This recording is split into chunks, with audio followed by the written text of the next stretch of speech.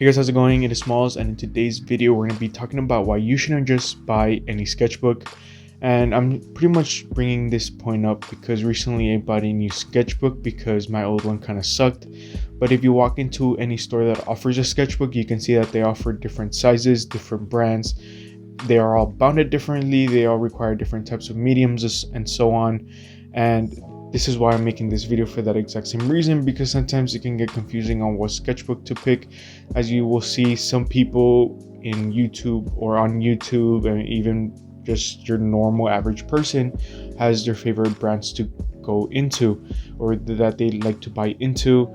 And something like, for example, their art supplies in general, some people will kind of lean more into specific brand than others, and it's kind of confusing sometimes. So this is the sketchbook that I bought not too long ago. So it's this Canson branded sketchbook. It's the sketch version of it. So the one that I had previously kind of sucked.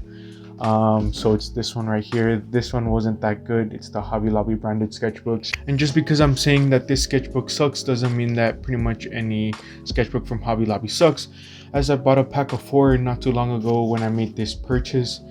But I mean, I like this one, and this is the exact same sketchbook that I used for my 100 subscriber doodle, and these work fine. But I think their hardcover sketchbooks aren't that good. I think their spiral sketchbooks wouldn't be that bad, but it all comes down to personal preference. So you really just have to decide what you like. So this is just a normal sketchbook. I was surprisingly able to paint on this, but most papers like this one probably won't be able to hold paint that good. But for example, the Canson mixed media sketchbook is able to hold paint, oil paint, watercolors and stuff like that. We also have this Strathmore over here. This is also a sketch version like the Canson one, so it's not going to be well to paint on this. But also some pages are more see-through than others, but it all comes down to personal preference. Like I said, you just really have to kind of have a list on what you want to have in a sketchbook. Do you want to be able to paint in it? Obviously, if you want to be able to paint, obviously don't buy the sketch version of the Canson or Strathmore, or just pretty much any sketchbook. Like for example, I know some dollar stores offer sketchbooks, but obviously those aren't going to be too good for paint. There's obviously other types of mediums like sketching, but most papers aren't even good for sketching. For example, the paper that this sketchbook offers is a little bit thinner, but the one from Hobby Lobby is a little bit thicker. But one of the things I didn't like about it is that the pages pretty much were really stiff, that they pretty much stood on their own. So let me see if I could show you guys, because I really didn't like that, and it was really annoying to draw sometimes because I would have to lay something heavy on it. And it was really annoying to do that all the time. I would even have to use a rubber band or a clip to kind of hold the pages together. And you can kind of see that they stay up, and I don't like that. So yeah, it really comes down to personal preference. I honestly thought I was gonna like hardcover sketchbooks because this sketchbook that I bought like over a year ago was really good. This is a Walmart sketchbook. I think it's the De La Rowney ones. It was like $3. I really liked it, and I bought a hardcover sketchbook again because my dog got a hold of this one. That's why there's no cover or protection right here. So that's why I ended up buying this one. But I mean, I think the sketchbook wasn't really that good, and also you can kind of see this gets in the way and it leaves a bump on the paper, which is gonna be good when you get to the last few pages. Kind of see that bump right there. When I get to the last few pages, it's gonna get really annoying to draw because there's gonna be a bump. And like I did say, they offer different sizes. I mean, this one I believe is a 3.5 by 5.5. This one is a 5.5 by 8.5 inches. Another big one.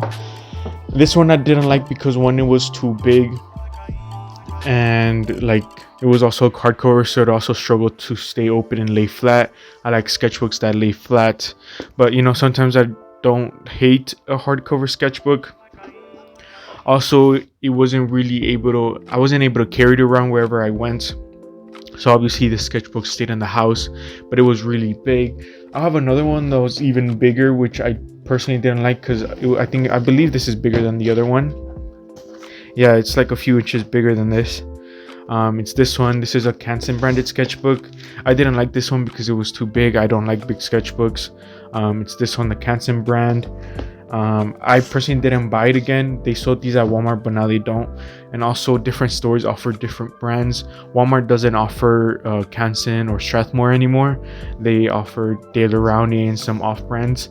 And I kind of don't like that. Their Daler Rowney sketchbooks are honestly not that bad. I have another one in here, but it's this one, spiral bound. This one was really good too, but I think the pages in this one were a little bit stiffer compared to the hardcover one. I personally like the hardcover one. This one I completely forgot when I bought it, so it's just empty. I have a few other ones as well. I think that's it actually. As you can see, there's a lot of spiral sketchbooks. There's a few hardcovers. I think, I like spiral sketchbooks just because they lay flat on the table, so it's much easier to draw.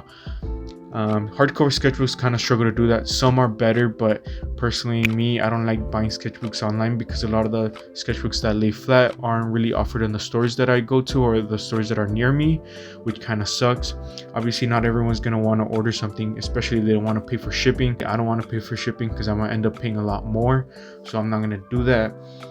And obviously not everyone's gonna be able to buy something online, or the parents are gonna be able to let them, especially if they're younger. So yeah, that's pretty much why I don't like buying stuff online, because of the shipping and because I have to spend a lot more money. That's why I prefer going in store, because I can actually get the feel of the paper and how it will seem.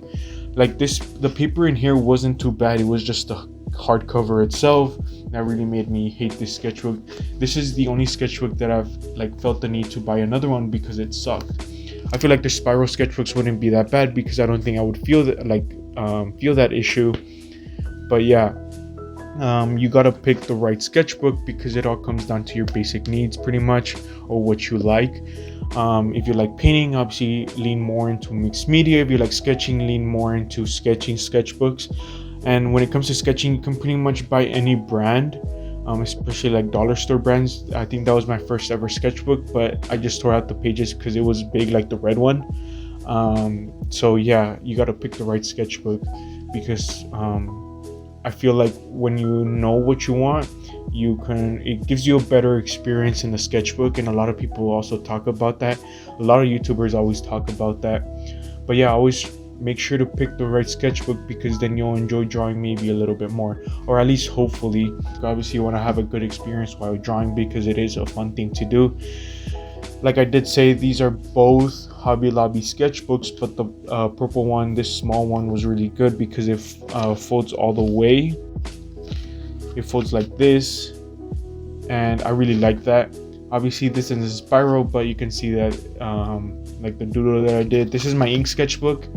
Obviously this is more for sketching or whatever, so I didn't want to buy a watercolor sketchbook just to sketch. I mean, I think that's just a waste of money, because I believe the mixed media sketchbooks, or the watercolor acrylic sketchbooks, are a little bit more pricier as opposed to sketch versions of it.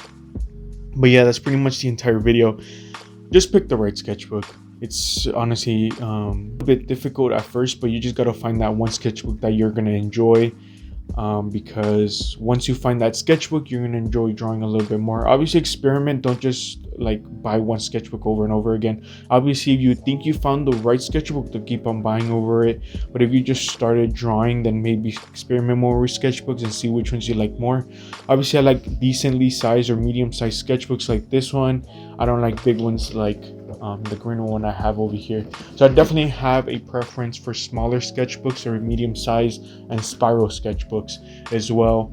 And I mean, some papers are I think this one was also a sketchbook, but since the pages were a little bit thicker, I was able to paint on it too. The first page on my sketchbook was watercolor paper, or not watercolor paper, I used watercolor for it. The page did fray up a little bit, but I mean, I was still able to paint on it. I even used acrylic for this too. This was when I used acrylic paint on it. One last thing to mention is page count. Some people prefer lower or higher page counts. Sometimes higher page counts do stress people out, just because it's a lot of pages and it does take a while to finish. For example, this Canson one has 100 pages, so that's 3 months of just drawing. If I were to draw every day, This smaller one only has 30 pages. Some have in between, like the one from Hobby Lobby that I bought. That one had, I believe, 80 pages. So it's really up to you. Some have 15, like really low page counts. I personally don't like to buy those because those are like really low page counts for me. So yeah, just make sure to kind of decide how many pages you want in a sketchbook. I would say buy both types of sketchbooks, one with a higher, one with a lower page count, and see which one you like more. So yeah, make sure to keep that in mind next time you're buying a sketchbook. Like with all these things, do you like spiral, hardbound, perfect bound? Do you like wet mediums or dry mediums? So yeah, I personally don't like to dig into specific brands. I really don't care about brands, but some people do. So I think pretty much my only like preference is like spiral, be able to use both wet and dry mediums, like mixed media sketchbooks. But yeah, it's really up to you. Make sure to keep that in mind next time you're buying a sketchbook. Hopefully you guys learned a little bit from this video. You know, you got to pick that right sketchbook to make drawing or anything you do more enjoyable. You know, it doesn't really just come down to sketchbooks in general. It comes down to art supplies or any hobby in general, pretty much. But anyways, if you guys did enjoy this video, make sure to hit that subscribe button, leave a like, and leave a comment down below. But anyways, I'll catch you guys in the next one. Peace out. It's that good feeling, show me your with it. Iced out teeth, she loves when I grin it. You know I'ma tell you what to do.